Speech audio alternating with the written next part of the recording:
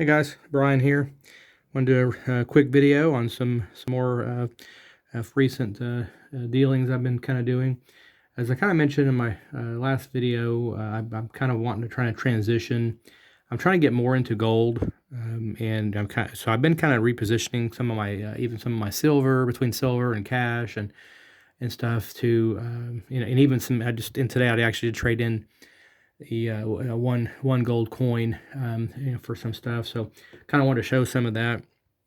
Now this right here is what I got today, and then I had this in my last video. I mentioned this coin I just recently got, and then I've had this half ounce Krugerrand for a little while now. That was actually my first gold coin and stuff. So that's a 1982 Krugerrand and stuff. But again, I'm one of my goals is I want to transition to more of the collector gold, primarily for a variety of reasons, but primarily because of the confiscation possibilities. Of course, we have no guarantees that that there will be confiscation, but historically, if we go off of history, I would say that it would be highly likely, in my opinion, and stuff. It happened here in 1933. It happened. And of course, does that mean you have to turn it in? Maybe not. But again, if I have the resources to kind of transition out of some of that and at least have a wider variety of stuff, then I feel safer with it. And then I still kind of debating over the foreign currency as far as like foreign gold, kind of like the Krugerrands and stuff, which would be but it's still technically bullion, so. It's still going to be easier to monetize and to, in order to confiscate, to give, at least an estimate value, back to the person. And so initially I would assume when those things happen, as usual, they would probably, try to get people to turn in their gold, and try to encourage them and say it's, the patriotic thing to do, blah, blah, blah, all that stuff. So probably would start that way, in my opinion, and then gradually they would, start tightening the vice, so to speak, with legislation and laws, and whenever people aren't that stupid to turn their gold in, then and hopefully by then, people have learned the hard way not to turn their gold in. So for so-called patriotism or whatever, and so especially for a dictatorship, and so the so those are some I've recently got. Those are, that was some of my first couple of coins. I actually had a 1/10 ounce American Gold Eagle, which I traded in today. I traded it in and put it with the M plus some silver, but I put it towards this. Let me get this kind of zoomed in there. Yeah, it's a $2.50 gold. I've still got to even look this up. Indian head or something, I think. And stuff. So that one there, I got it for $3.25 for my local dealer. He said that I think he said that was on APMEX for $4.25 probably right now on there. And so while I may have lost a little bit on some of the premium silver that I swapped in, I felt like he's usually gives me a pretty good deal, so I felt like I made out on that one. And again, kind of getting more, and this was what, 1911, I think. Yeah, 1911. So I feel like I made out pretty, fairly good for what my goals are. So, this may not be for, that may not be for everyone. But again, my goals is to, get into more gold for wealth preservation and also, like I said, collector gold in particular. To get more into that, even though the premiums are higher, so there is a cost to it and stuff. So it is something to think about for sure. And and I'm still debating over if I want to if I keep the Krugerrand or if I trade it in for collector's gold. So I might consider trading that in for collector's gold when I see something I really want or whatever. Then one thought is I can trade this in and they get get something I like to go in on either. Another half ounce or maybe a full ounce or something like that, put some other money or silver towards it and step up into something else that's pre-1933 especially.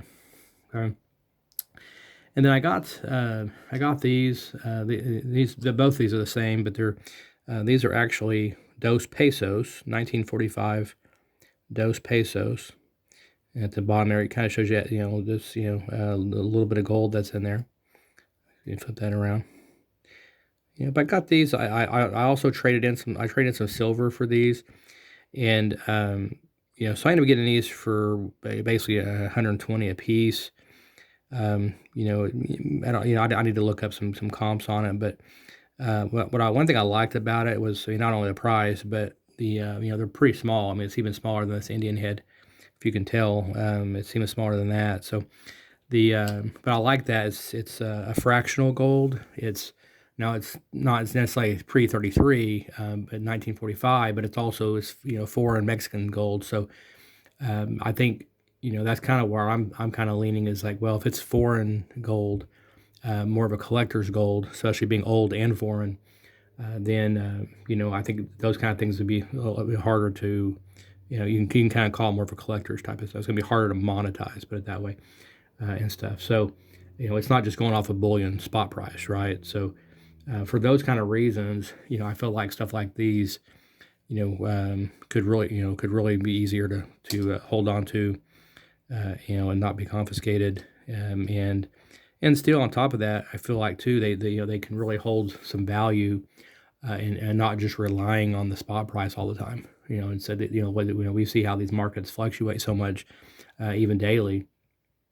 Rather than relying on some manipulated contract-based spot price, relying on that, and hoping I get the premium back on some of the other stuff. I've kind of I guess I've kind of learned the hard way to be cautious on putting a lot of premium into the silver as a stacker anyway. Now if I was a dealer, then all day long I would, which I love stuff like the Cook Islands, and I love some of the designs, but as the prepper and stacker part of me is really wanting to just focus on the generics, constitutional silver, and on, like I said, the older gold and stuff, collectible gold. Okay, so now this puts me at 5 coins total. It's a little bit harder to go off of how many ounces of gold per se. So that is one thing that's a little bit trickier about it. And then I had my eye on another gold coin locally that I was kind of looking at, or I would be interested in looking at the sovereigns. Is one thing I really want to get, would be a gold sovereign or half sovereign or whatever, something like that. So I've kind of been eyeing some of that online as well. I haven't seen any locally though, so that's been the only problem and stuff. So so I did pick up some silver today, some generic silver. Got some couple of buffaloes, and a couple of sunshine minting, two of each of those. And then check out this beauty. I thought I was really stunning when I saw that in the case today at one of my local dealers. Let that zoom in. Look at that. So it's a JM bullion, 1 ounce. I thought that was really kind of, I hadn't really seen that one before, so it was really kind of unique. But I thought that was really beautiful. And then this one here, I thought that was nice too. I mean, it's not as good shape, but it's a World Trade Unit, 1985. Yeah, one World Trade Unit. So I still thought, it's got some spotting and all that, but I mean, it was still in the cheaper case. So I think those were, I'm trying to remember how she sold them to me, around $29, 29 something, I think, for those. Yeah, I remember other guy, because I went to 2 different places today, but well, actually 3 technically. The third place, I went on the way home tonight after work, and then but he didn't really have any pre-33 gold other than stuff that was slabbed. And I'm not really big into the slab stuff, especially with the premiums that they usually demand on that, and all the scamsters out there that try to scam people on that stuff. So I don't really deal in the slab stuff unless and if I saw a crazy deal, if it was a really pretty good deal, or just maybe a tad bit more, then I might consider a slab. If it was pre-33 gold or something, then I might consider it at some point. But also you got to factor in, to me, I mean, it doesn't seem like a big deal, but in terms of like storage, one thing I like about, I mean, gold is #1 monetary metal, first off. But, to think about, just one little coin, even with the case on it, that's easily $1,000 or more for that half ounce of gold. versus how much silver it's going to take, for that and stuff. So, but also now if if we start having these in slabs that are this big, it's starting to take up a little more room. I mean, easily you can be talking, especially if you don't, if you don't have if you're not using case, but I mean, you're talking quite a bit more space that it's taking up. It's, not to mention like I said, the extra premiums, or if you're going to go send your stuff off to get slabbed, which I've never done. Never done that process. But you're going to pay for it. There's obviously a premium on that to get that done and stuff. So but yeah, I'm not really into the slab stuff. Some people are really into that. And that's fine. I mean, you can kind of do what you want, but so it's just some things, and I've got my eye on another gold, or I'm thinking about, looking online for some sales. Just like I said, I would love to get into the sovereigns a little bit, stuff. So as long as it's, which I think all those are pre-33 anyway. And stuff. So, but let me know your thoughts, what your thoughts are on these so far. If you've got anything in mind in terms of some gold, I'm still learning about, especially the pre-33 gold. I'm not that knowledgeable about it yet. And so it's most of it's pretty new for me. I've been way more into the bullion, especially silver. But as I said, I'm going to transition, out of more of the premium silver and gradually work my way more into gold. And then, like I said, but I'll still be picking up, some of these beauties as I see them. And of course, even just the buffaloes and stuff like that. I'll still picking those up. And again, I'm going to be transitioning from some of this stuff more to gold and generics and constitutional silver as I see it, or depending on what I can find on the constitutional stuff. Okay, but leave some comments down below if and what your thoughts are, and kind of what your strategy is at this time as things kind of tighten in the markets.